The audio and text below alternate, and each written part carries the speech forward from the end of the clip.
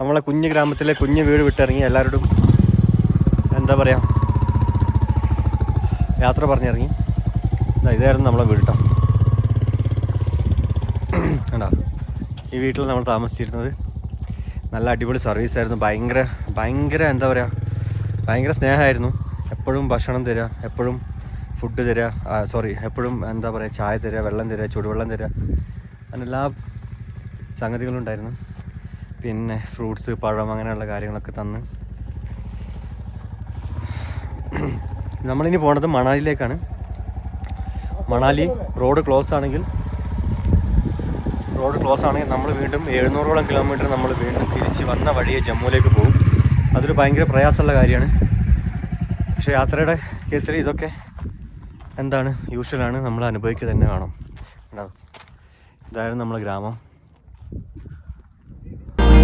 പകലിരവുകൾ ചായാതെ കനവുണരുകയാണെന്നും അവളലിയുകയാണെന്നിൽ എന്നിൽ എന്നിൽ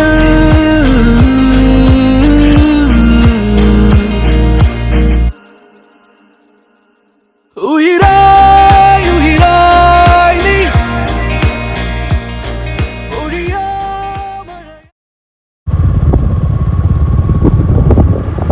എന്താ ചുഴലിക്കാറ്റ് പോലെ മണലിങ്ങനെ മേലേക്ക് പോകുന്ന ഒരു കാഴ്ചയാണ് കണ്ടുകൊണ്ടിരിക്കണേ.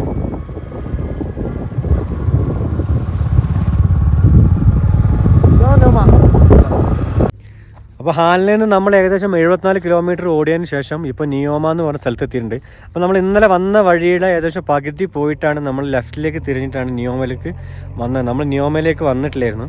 നിയോമയിലേക്ക് നമ്മൾ വന്നതിൻ്റെ റീസൺ എന്ന് വെച്ചാൽ നമുക്ക് മണാലിയാണ് നമ്മൾ അടുത്ത് പോകുന്നത്. മണാലിയിലേക്ക് ഇപ്പം കിട്ടുന്ന ഇൻഫർമേഷൻ അനുസരിച്ചിട്ടാണെങ്കിൽ ഒരു ദിവസം ഒരു സൈഡിലെ വെഹിക്കിൾ അങ്ങോട്ട് വിടും, അടുത്ത ദിവസം അവിടുന്ന് ഇങ്ങോട്ടുള്ള പിന്നെ വെഹിക്കിൾ തിരിച്ച് ഇങ്ങോട്ട് വിടും. ആ ഒരു നമ്മളെ സോജില്ല പാസ് പോലത്തെ ഒരു സംവിധാനം ഉണ്ടാക്കിയാണെന്ന് പറഞ്ഞ് കേൾക്കുന്നുണ്ട്. അപ്പോൾ അതുകൊണ്ടാണ് നമ്മൾ നിയോമ വഴി നേരെ എന്ത് ചെയ്യുന്നത് അങ്ങോട്ട് പോണത്. അപ്പോൾ നിയോമ വഴി പോവുകയാണെങ്കിലാണ് അത്യാവശ്യം ഷോർട്ട് കട്ടും പിന്നെ ലേ ടു മണാലി റോഡിലേക്ക് നമുക്ക് ടച്ച് ചെയ്യാൻ പറ്റും. അതിനാണ് ഇപ്പം നിയോമ വഴി വന്നിട്ടുള്ളത്. നിയോമയിലാണ് ലോകത്തിലെ ഏറ്റവും ഉയരത്തിലുള്ള പെട്രോൾ പമ്പ് സ്ഥിതി ചെയ്യുന്നത്. അവിടെ നമ്മളിപ്പം പെട്രോൾ അടിക്കും കേട്ടോ. ഇതാണ് ആ പെട്രോൾ പമ്പ്, ലോകത്തിലെ ഏറ്റവും ഉയരത്തിൽ സ്ഥിതി ചെയ്യുന്ന പെട്രോൾ പമ്പ്. പിന്നെ നിയമം എന്ന് പറയുന്നത് ചെറിയൊരു മിലിറ്ററിയുടെ കാര്യങ്ങളൊക്കെ ഉള്ള ഒരു ചെറിയൊരു ക്യാമ്പും കാര്യങ്ങളൊക്കെ ഉള്ള സ്ഥലമാണ്. പിന്നെ ഒരു കട മാത്രമുണ്ട്. ഇവിടെ കയറിയിട്ട് നമ്മൾ എന്തെങ്കിലും കൂൾ ഡ്രിങ്ക്സ് എന്തെങ്കിലും കുടിച്ചിട്ട് വീണ്ടും ജേണി റീസ്റ്റാർട്ട് ചെയ്യും. അപ്പോൾ നമ്മളിവിടുന്ന് വെള്ളമെല്ലാം കുടിച്ച് നമ്മളിതാ ഇനി ലേയിലേക്ക് കണ്ടിന്യൂ പോകാൻ വേണ്ടി നമ്മൾ സ്റ്റാർട്ട് ചെയ്യാൻ നിൽക്കുകയാണ്. ഇതുണ്ടോ, worlds highest altitude retail outlet എന്ന് വെച്ചാൽ ലോകത്തിലെ ഏറ്റവും ഉയരത്തിലുള്ള പെട്രോൾ പമ്പാണ് നമ്മൾ ഈ കണ്ടുകൊണ്ടിരിക്കുന്നത്. നിയോമ എന്ന് പറഞ്ഞ വില്ലേജിലാണ് ഉള്ളത്. അൺഫോർച്ചുനേറ്റ്ലി പെട്രോൾ പമ്പ് 3 ദിവസമായിട്ട് അടവാണ്. നമ്മൾ പെട്രോൾ അടിക്കണമെന്ന് വിചാരിച്ച് നടന്നിട്ടില്ല. അപ്പോൾ ഇവിടുന്ന് ഒരു 1 കിലോമീറ്റർ പോയിട്ടുണ്ടെങ്കിൽ ഒരു ചെറിയൊരു ടൗൺ ഉണ്ട്, മാർക്കറ്റ് ഉണ്ട്. അവിടെ ബ്ലാക്കിൽ പെട്രോൾ കിട്ടുമെന്ന് പറയുന്നുണ്ട്. നമ്മൾ ഓൾറെഡി ജാറിൽ ഇന്നലെ നമ്മൾ അവിടുന്ന് പെട്രോളെല്ലാം നമ്മൾ ഫില്ല് ചെയ്തിട്ടുണ്ട്. പക്ഷേ നമ്മൾ ടാങ്ക് ഇപ്പോഴും ഹാഫ് കാലിയായിട്ടുണ്ട്. അപ്പോൾ നമ്മൾ എന്ത് ചെയ്യണം, ആ ടാങ്ക് ഓ മൈ ഗോഡ്, മുടി നോക്ക്, ഒരു രക്ഷയില്ല കേട്ടോ, ഷോക്കടിച്ച് വരുന്നുണ്ട്. അപ്പം ടാങ്ക് പകുതി നമ്മൾ എന്ത് ചെയ്യണം, ഫില്ല് ചെയ്യണം. അതാണ് നമ്മുടെ അടുത്ത പരിപാടി. ഫില്ലായിട്ട് നേരെ 100-110 നമ്മൾ ലേയിലേക്ക് വിടും, ഇവിടെ മണാലിലേക്ക് വിടും. മണാലിൽ ഇന്ന് ഓപ്പൺ ആണെങ്കിൽ നമ്മൾ ഇന്ന് കയറി 400 കിലോമീറ്ററോളം പാതിരാത്രി ഒക്കെ ഡ്രൈവ് ചെയ്തിട്ട് റൈഡ് ചെയ്തിട്ട് നമ്മൾ പോകേണ്ടി വരും. വലിയ ടാസ്ക്കാണ്, എന്നാലും ചലഞ്ച് നമ്മൾ ഏറ്റെടുക്കുന്നു. അപ്പം ഞാൻ പറഞ്ഞതിൽ ചെറിയൊരു തിരുത്തുണ്ട്. നിയോമ എന്ന് പറഞ്ഞിട്ടുണ്ടെങ്കിൽ അത് നമ്മൾ ആ പെട്രോൾ പമ്പ് കഴിഞ്ഞതിന് ശേഷം ഒരു 1/2 കിലോമീറ്റർ മുന്നോട്ട് വന്നപ്പോൾ നിയോമ ചെറിയൊരു ടൗൺ ആട്ടോ. അത്യാവശ്യം ചെറിയ കടകളും റെസ്റ്റോറൻറ്റുകളൊക്കെ ഉള്ളൊരു ചെറിയ ടൗണാണ് നിയോമ. ഒരു SBIൻ്റെ ബാങ്ക് എല്ലാം ഉണ്ട്, ATM ഒക്കെ ഉള്ളൊരു ചെറിയ ടൗണാണ് കേട്ടോ.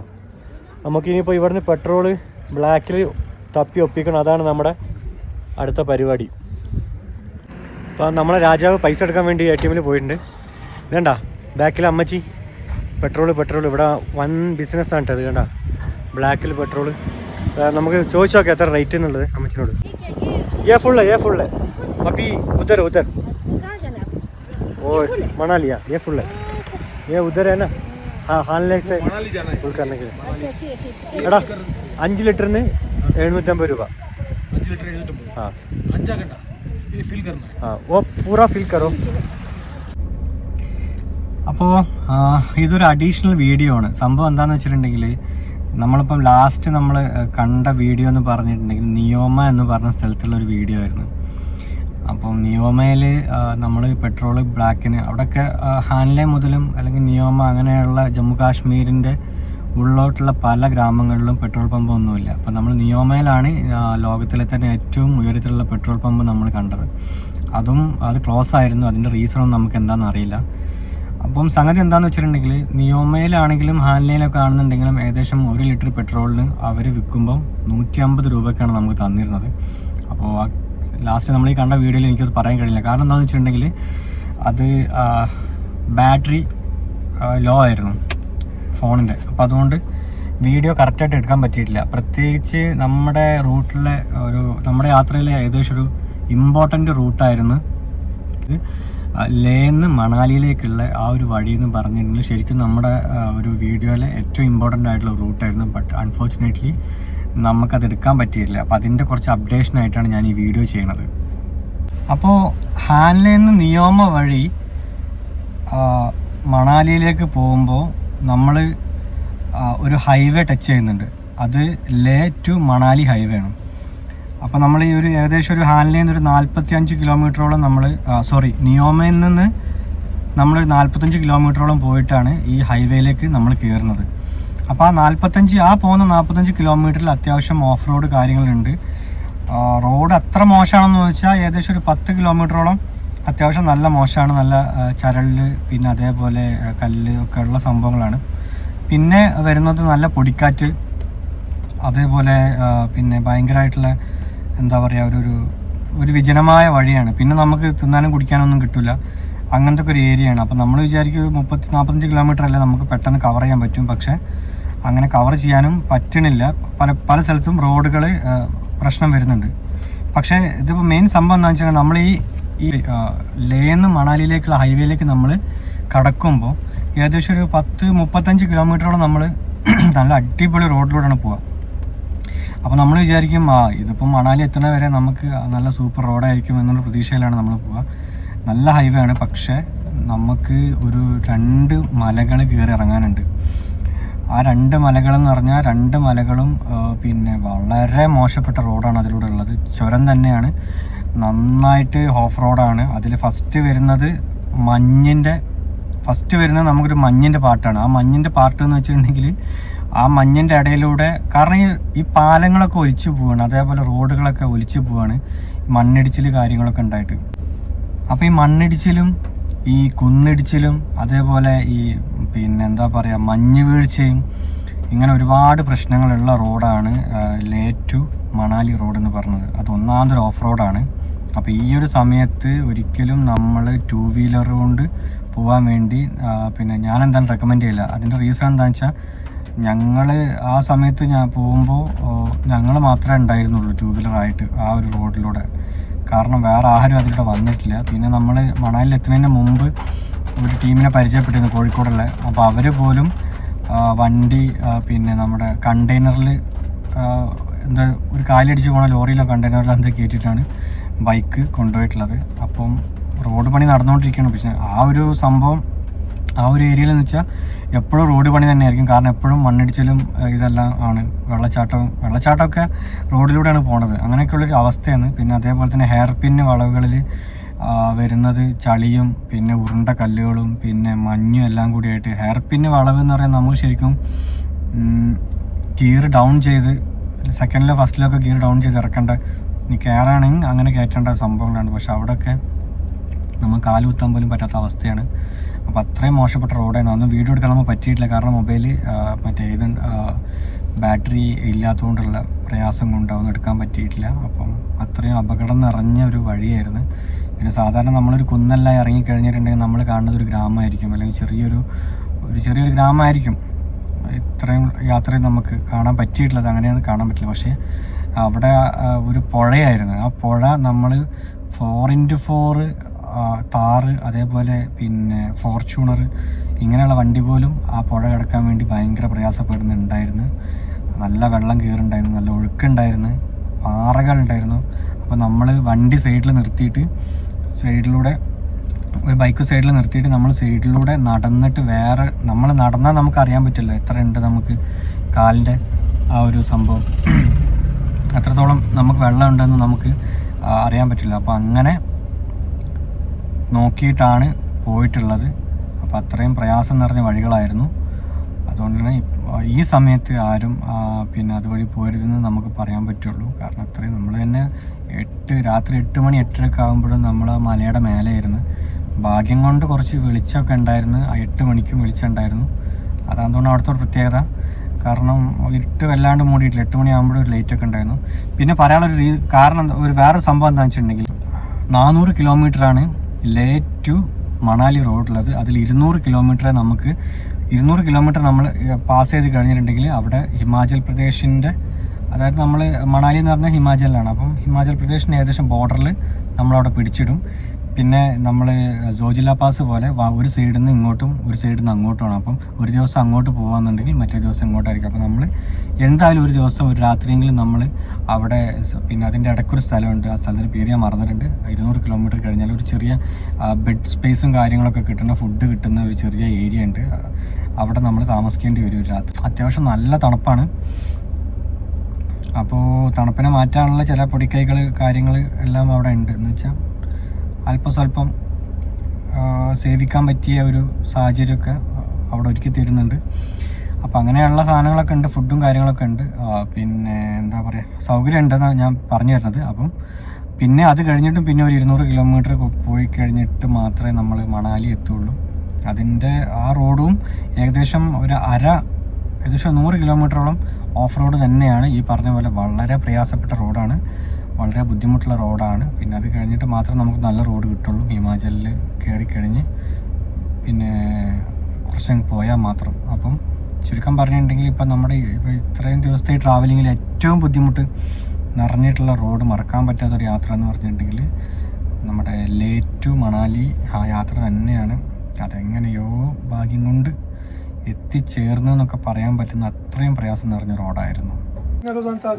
നമ്മളിപ്പോൾ ഉള്ളത് എവിടെയെന്ന് വെച്ചിട്ടുണ്ടെങ്കിൽ മണാലിയിലാണ് കേട്ടോ.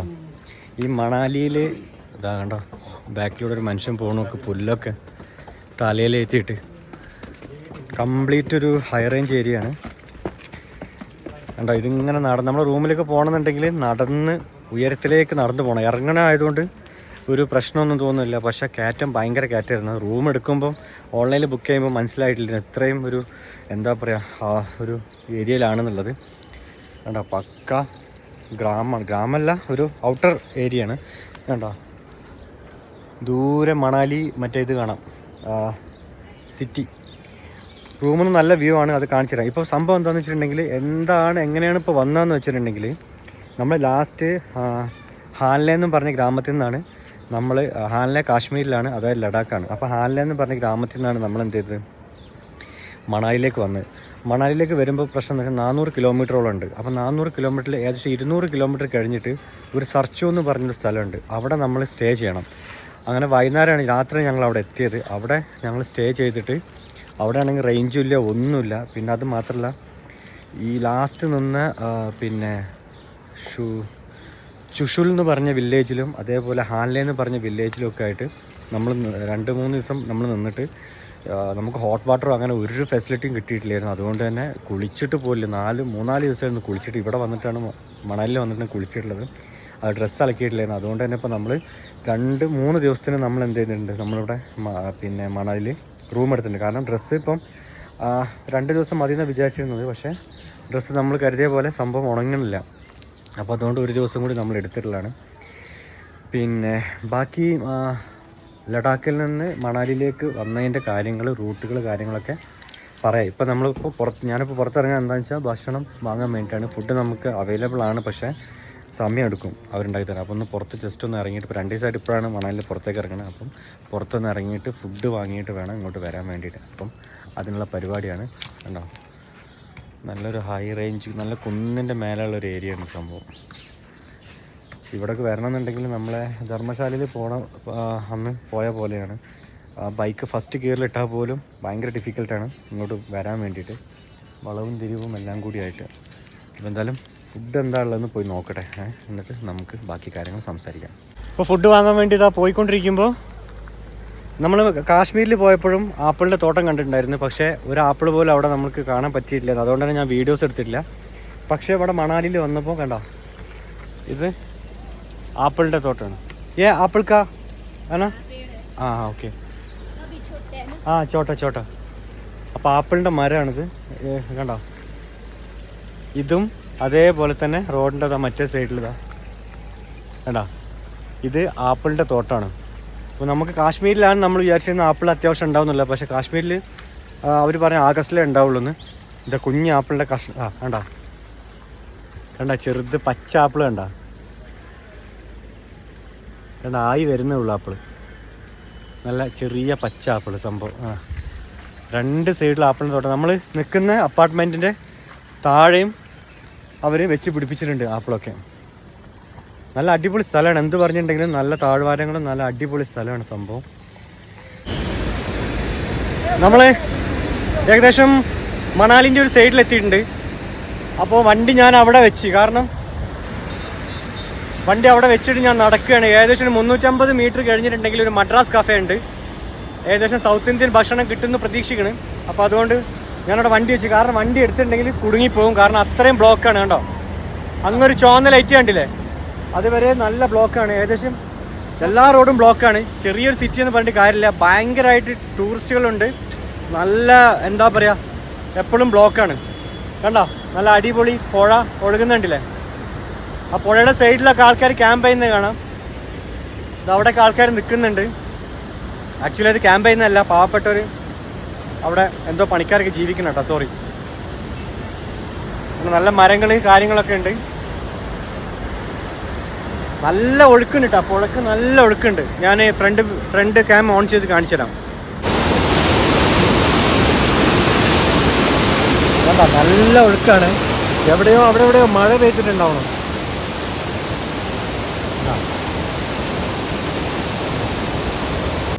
അങ്ങനെ നടന്ന് നമ്മളെ മദ്രാസ് കഫേ കണ്ടുപിടിച്ചിട്ടുണ്ട്. ഇതോ കാണുന്നു, നല്ല തിരക്കാണ്. അത്യാവശ്യം നല്ല ആളുകളുണ്ട്. നല്ല അടിപൊളി ഉത്സവം മാതിരി ഉണ്ട്, ഉത്സവം മാതിരി. കണ്ടമാനം മനുഷ്യന്മാരുണ്ട്, ടൂറിസ്റ്റുകൾ. ശരിക്കും ഉത്സവമായിരുന്നു കേട്ടോ. ഇവിടുന്ന് അങ്ങോട്ട് സ്ട്രീറ്റാന്ന് തോന്നുന്നുണ്ട്. അങ്ങോട്ട് ഞാൻ ഉത്സവം എന്ന് പറഞ്ഞത് വെറുതെ അല്ല. കോഴിക്കോട്ടിലെ മിഠായി തെരുവിൽ പെരുന്നാളിന്റെ തലേ ദിവസം എങ്ങനെയായിരിക്കും, അങ്ങനെയുണ്ട് ഇപ്പോൾ.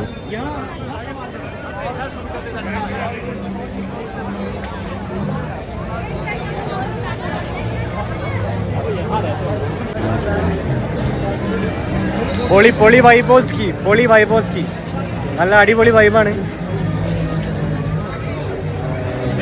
ആഹാ, കിടു ഒരു രക്ഷയില്ല.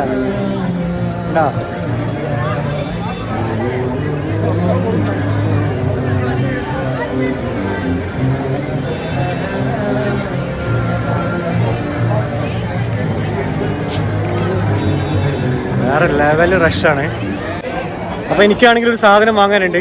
ഫുഡ് മാത്രമല്ല, എൻ്റെ ഒരു പച്ച പാൻ്റ് ഉണ്ട്, പാവാട മാരത്തെ. അപ്പോൾ അതിൻ്റെ ഒരു ഇതുണ്ടായിരുന്നു, നമ്മളെ ഷർട്ട്, അത് കീറിപ്പോയി. അപ്പോൾ അതിന് പകരം വേറെ ഏതെങ്കിലും ഷർട്ട് ഇവിടെ കിട്ടുമെന്നുള്ളത് നോക്കട്ടെ.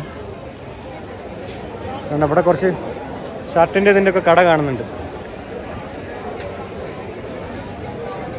ഞാനത് നമ്മുടെ കോവളത്ത് നിന്ന് വാങ്ങിയതാണ്. പക്ഷെ അതേ രീതിയിലുള്ള ഒന്നും ഇവിടെ കാണണമെന്നില്ല. എല്ലാം നോർമൽ ഷർട്ടുകളും കാര്യങ്ങളും മാത്രമേ കാണുന്നുള്ളൂ. Head west. Turn right onto Mall Road, the mall. Full മുടുക്കുകളാണ്, ഓരോരോ സാധനങ്ങളൊക്കെയാണ്. ഫുള്ള് ടൂറിസ്റ്റുകളെ എന്താ പറയുക ലക്ഷ്യം വെച്ചുകൊണ്ടുള്ള കച്ചവടങ്ങളാണ് എല്ലായിടത്തും. നല്ല അടിപൊളി മഴ വരുന്നുണ്ട്. അങ്ങോട്ടുള്ള നമ്മളെ റൂമിലേക്കുള്ള കയറ്റം എന്ന് പറഞ്ഞാൽ അത്യാവശ്യം നല്ല കയറ്റമാണ്. ഫസ്റ്റിലിട്ടാൽ പോലും പറ്റാത്തൊരു രീതിയിലുള്ള കയറ്റാണ്, കുടുങ്ങും തോന്നുന്നുണ്ട്. പിന്നെ ഇവിടെ ഒരു വെറൈറ്റി സാധനം നമ്മൾ കണ്ടിട്ടുണ്ട്. വേണ്ട, നമ്മളെ മട്ടൻ്റെ സോസേജ് പോലത്തെ ഒരു സാധനമാണ്, മട്ടനാണെന്നാണ് പറയണത്. അപ്പോൾ അതൊന്ന് ഓർഡർ ചെയ്തിട്ടുണ്ട്. അപ്പോൾ ഇതാണ് സംഭവം.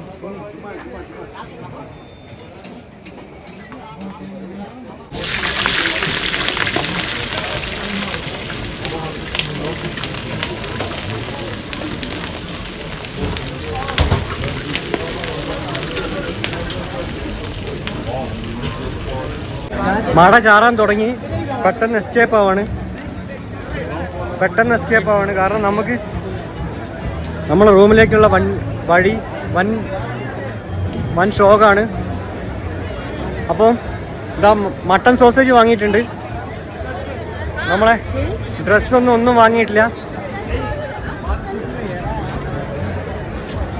ഷർട്ട് വാങ്ങിയിട്ടില്ല. ഷർട്ട് വാങ്ങാൻ നിന്നിട്ടുണ്ടെങ്കിൽ മഴ പെയ്ത് മൊത്തം നമ്മൾ കുടുങ്ങും.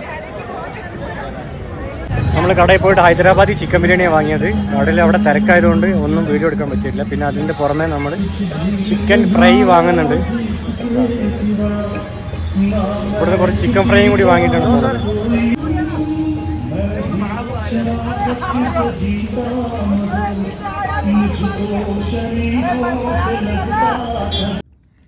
കണ്ടിട്ട് ആരും തെറ്റിദ്ധരിക്കരുത്, നമ്മളെ മട്ടൺ സോസേജാണ്. യാതൊരു വികാരവും വട തിന്നണ പോലെ ഉണ്ട്. അപ്പോൾ ഈ ചട്നി കൂട്ടിയിടുക, കഴിക്കണം, എന്നാലേ സംഗതി നടക്കുള്ളൂ. നമ്മൾ ഉദ്ദേശമായിരുന്നില്ല. മട്ടൺ സോസേജ് സംഗതി നല്ല ടേസ്റ്റ് ഉണ്ട് സംഭവം കേട്ടോ. ഞാൻ കഴിച്ചു നോക്കി, അടിപൊളി ബിരിയാണി കേട്ടോ. നല്ല അടിപൊളി ചിക്കൻ പീസെല്ലാം ഉണ്ട്.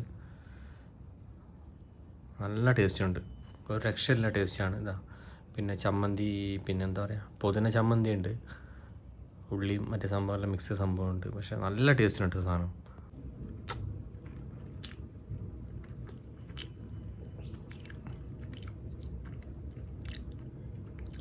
ഒരു രക്ഷയില്ല കേട്ടോ, അടിപൊളി ടേസ്റ്റാണ്. നമ്മൾ ചിക്കൻ എടുത്തിട്ട് വേണ്ട ഇതിങ്ങനെ ഈ ചട്നിയിൽ ഇങ്ങനെ മുക്കിയിട്ട് കഴിക്കുമ്പോൾ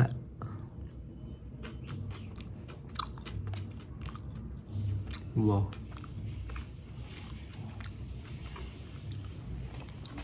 അല്ലെങ്കിലും ഈ ബിരിയാണി ആണെങ്കിലും അല്ലെങ്കിൽ നാട്ടിലെ ഹലുവ അല്ലേ, ഹലുവ മീൻസ് നമ്മുടെ ചക്കര ഹലുവ എന്ന് പറയും. ഹലുവ അല്ല, സോറി, മറ്റേ ഇത് പിന്നെ ജിലേബി, ചക്കര ജിലേബി നാട്ടിൽ ഫ്രിഡ്ജിൽ വെച്ചിട്ടോ അല്ലെങ്കിൽ രാവിലെ എണീറ്റിട്ട് കട്ടൻ ചായയുടെ കൂടെ കഴിക്കുമ്പോൾ ടേസ്റ്റ് ഉണ്ട്. അതുപോലെ ബിരിയാണി ഒരു ദിവസം അര ദിവസം പഴകിയാണ്ടല്ലോ നല്ല ടേസ്റ്റാണ്. കാരണം അപ്പോഴാണ് മസാല എല്ലാം കൂടി അങ്ങോട്ട് മിക്സ് ചെയ്തിട്ട് എല്ലാവരും ചൂടോടെ കഴിക്കണം. ചൂടാണ്, പക്ഷെ അങ്ങനെയല്ല സംഭവം. ചൂട് മാറിയിട്ട് തണുപ്പ് അടിച്ചിട്ട്, തണുപ്പ് ഓവർ വേണ്ട, പക്ഷെ അതാണ് വെച്ചാൽ അപ്പോഴേ മസാല കിടന്ന് പെടയുള്ളൂ. അടിപൊളി ടേസ്റ്റ് കേട്ടോ. കുറേ ദിവസത്തിന് ശേഷം നല്ലൊരു ബിരിയാണി കഴിച്ചെന്ന് പറയാം. അടിപൊളി ടേസ്റ്റാണ്. അപ്പോൾ സമയം ഇപ്പം 7 മണിയായി. നമ്മൾ നന്നായിട്ടൊന്ന് ഉറങ്ങിപ്പോയി. ഇപ്പോൾ വേണ്ട റൂമിൻ്റെ ബാൽക്കണിയിൽ ഇങ്ങനെ ഇരിക്കുകയാണ്. വേണ്ട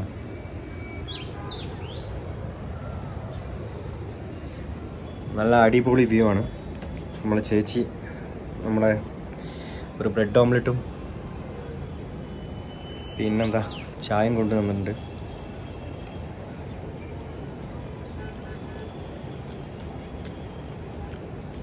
നല്ല വ്യൂ ആണ് ഇവിടുന്ന് പുറത്തുനിന്ന്. മണാലി സിറ്റി കംപ്ലീറ്റ് ഇവിടുന്ന് കാണാൻ പറ്റും. കാണിച്ചിടാം. കണ്ടാ, കംപ്ലീറ്റ് മണാലി സിറ്റി കാണാൻ പറ്റും. പിന്നെ ഇതാ ഇവിടെ എപ്പോഴും ട്രാഫിക് ബ്ലോക്കാണ്. കണ്ടോ, സൂം ചെയ്താൽ മനസ്സിലാവും. കണ്ടോ, വണ്ടികളൊക്കെ നേരായിട്ട് എപ്പോഴും ട്രാഫിക് ബ്ലോക്കാണ്. രാത്രിയാകുമ്പോൾ നല്ല അടിപൊളി വ്യൂ ആണ്.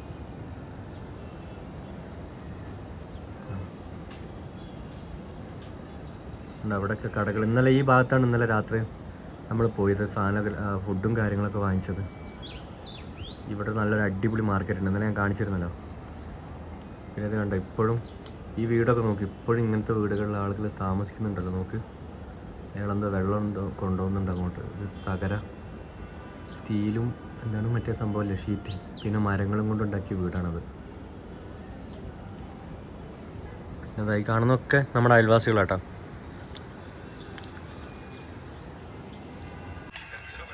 അപ്പോൾ ഇന്ന് പുറത്തൊന്നും ഇറങ്ങിയിട്ടില്ല. നമ്മളിതാ ഹോംലി ഫുഡാണ്. താഴെ ഇതിൻ്റെ ഓണേഴ്സ് ഒരു ചേച്ചിയും ചേട്ടനും ഉണ്ട്. അവർ ഭക്ഷണം തന്നതാ. ചിക്കൻ കറിയും ചോറും.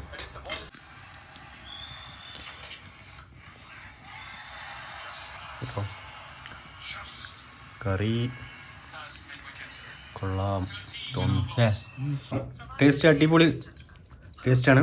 നല്ല ഹോംലി, നമ്മളെ വീട്ടിലൊക്കെ ഉണ്ടാക്കുന്ന ഒരു ടേസ്റ്റ് കിട്ടുന്നുണ്ട്. നല്ല പുതിനയും അടിപൊളി സാധനം.